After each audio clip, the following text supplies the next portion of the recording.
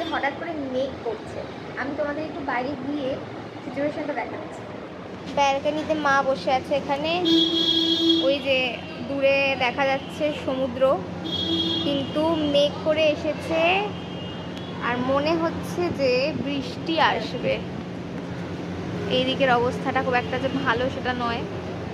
আমাদের তো আজকে পুজো দিতে যাওয়ার কথা আছে, জানি না যেতে পারবো কিনা, কারণ অলরেডি দেখতে পাচ্ছ এখানে হাওয়া দিচ্ছে আর কি খুব জোর।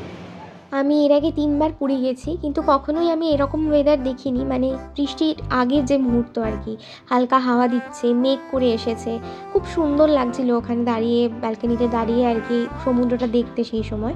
তো তোমরা এর পরের ভিডিওটা দেখে নাও, আশা করছি ভালো লাগবে।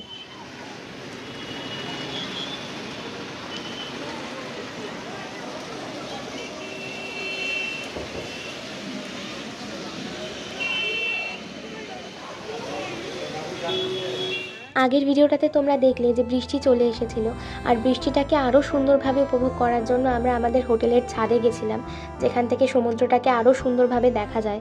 আর সমুদ্রে বৃষ্টি দেখার অভিজ্ঞতা এটাই আমার প্রথম, আর সত্যি কথা বলতে মনে রাখার মতো একটা এক্সপিরিয়েন্স।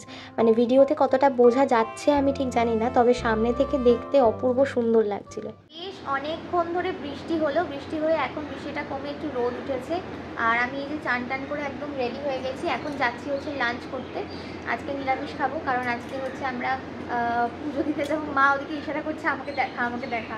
আজকে আমরা পুজো দিতে যাবো, ওই জন্য আজকে নিরামিষ খাবো দুপুরে। তো এই যে মাও রেডি হয়েছে, নতুন একটা শাড়ি পরেছে, ভাইকে দেখা যাচ্ছে যে ভাই জামা পরছে। আচ্ছা, তো আমরা এখন বেরোই, বেরিয়ে দেখি কি খাওয়া দাওয়া হয়, দুপুরে কী কী মেনু সব দেখাচ্ছি বেরিয়ে। এখন যাচ্ছি হচ্ছে খেতে,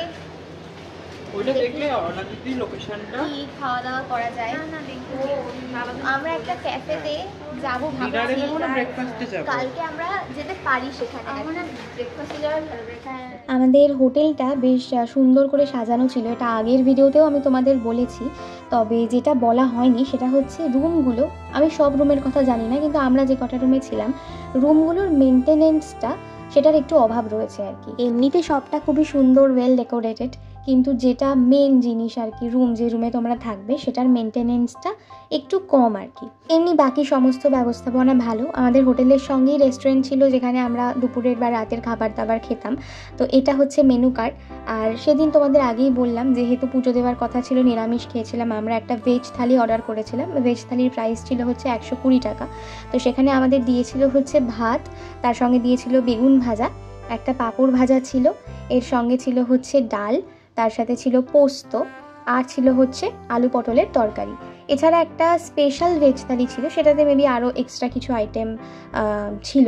তো টেস্ট ভালো ছিল খাবারের। আচ্ছা, খেয়ে দিয়ে এসে আমরা একটুখানি রেস্ট নিচ্ছিলাম। এখন বাজে হচ্ছে ওই 3টে মতো, আর আমাদের 3টের সময় আজকে বেরোনোর কথা, আমরা আজকে পুজো দিতে যাব। আর রাতে আমাদের আজকে ভোগ খাওয়ারই কথা রয়েছে। তো এখন আমরা সবাই রেডি হয়ে গেছি, বেরোবো।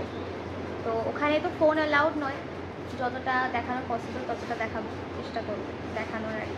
ভেতরে, মন্দিরের ভেতরে তো অবশ্যই ফোন নিয়ে যাওয়া যাবে না, এই বাইরেটায় জমা দিতে হয় ব্যাগ, ফোন, ওই সমস্ত কিছু। তো দেখানোর চেষ্টা করবো আমি যতটা পসিবল।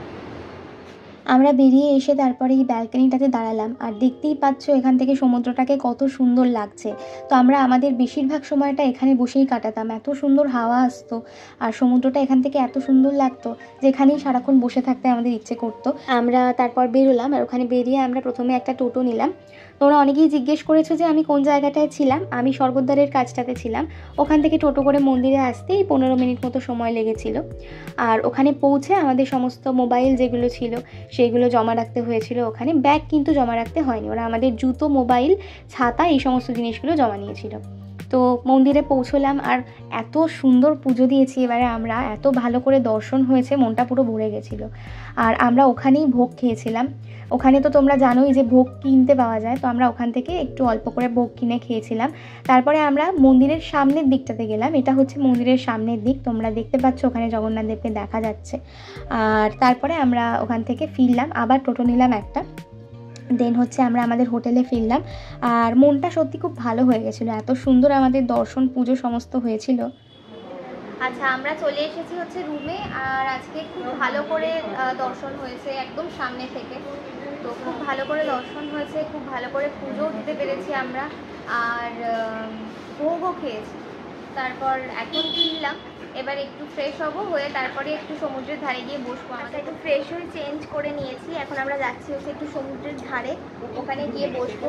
আর একটু শপিং টপিংও করতে পারি আমরা, কিছু একটু টুকটাক খেতেও পারি। তো বেরোই, অলরেডি ওরা বাকিরা নিচে চলে গেছে, আমরা একটু লেট হয়ে গেছি, তো যাই নিচে, তারপর গিয়ে দেখাচ্ছি। আমরা বেরোলাম তারপরে, আর গেলাম হচ্ছে সমুদ্রের ধারে।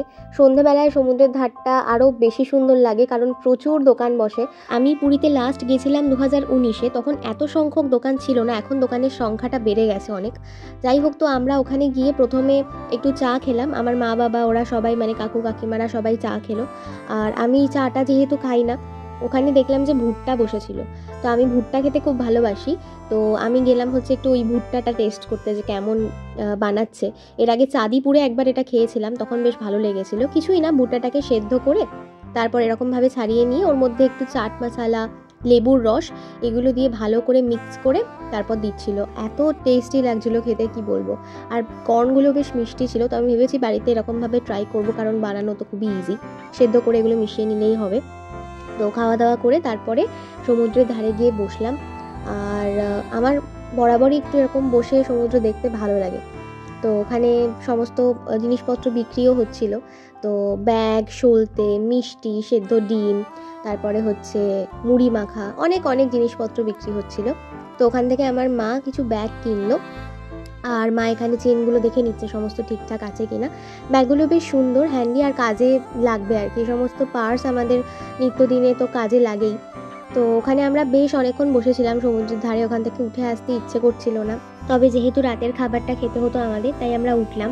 আমরা প্রথমে ভেবেছিলাম ভোগ খাবো, কিন্তু আমরা মন্দিরেই ভোগ প্রসাদ খেয়েছিলাম, সেই জন্য আমরা রাতে অল্প একটু নিরামিষ খাবার খেয়েছিলাম হোটেল থেকেই। আচ্ছা, আমার ভাই আবার উঠে এই মির্চি পকোড়া যেটা, সেইটা টেস্ট করলো, কারণ ও নাকি দেখে এসেছিল আগেই যে এটা নাকি এখানকার ফেমাস। তো ওর নাকি ভালোই লেগেছে খেয়ে, আমি আর খাইনি। আমি আর মা একটুখানি ঘুরে দেখছিলাম যে কী কী জিনিসপত্র পাওয়া যাচ্ছে, সেখান থেকে আমরা কিছু কেনাকাটি করলাম, কারণ এরকম এত দোকান একসঙ্গে চোখে পড়লে আমরা মেয়েরা কিছু কিনবো না, এটা তো হতেই পারে না, কারণ প্রচুর সাজের জিনিস, প্রচুর জিনিসপত্র ছিল। এটা হচ্ছে আমাদের হোটেলের রাতের ভিউ। আমরা তারপরে আবার ওই রেস্টুরেন্টটায় গেলাম যেখানে দুপুরে খেয়েছিলাম, আর আমরা খেলাম হচ্ছে ভাত, ডাল, আলু ভাজা, আর তার সাথে ছিল হচ্ছে কড়াই পানির। আর আমার ভাই আর বাকি সবাই খেয়েছিল হচ্ছে ভেজ চাউমিন। আচ্ছা, ডিনার করে আমরা চলে এসেছি ঘরে, আর মারাত্মক টায়ার্ড লাগছে, কারণ কালকে থেকে সেই শুরু হয়েছে। তো এখন হচ্ছে একটুখানি ঘুমিয়ে নেব, একটুখানি মানে ঘুমিয়েই পড়বো। আর কালকে সকালবেলা 6টার সময় আমরা যাবো হচ্ছে গোল্ডেন বিচে, ওখানে চান করার প্ল্যান রয়েছে সবার। আমি যদিও চান করবো না।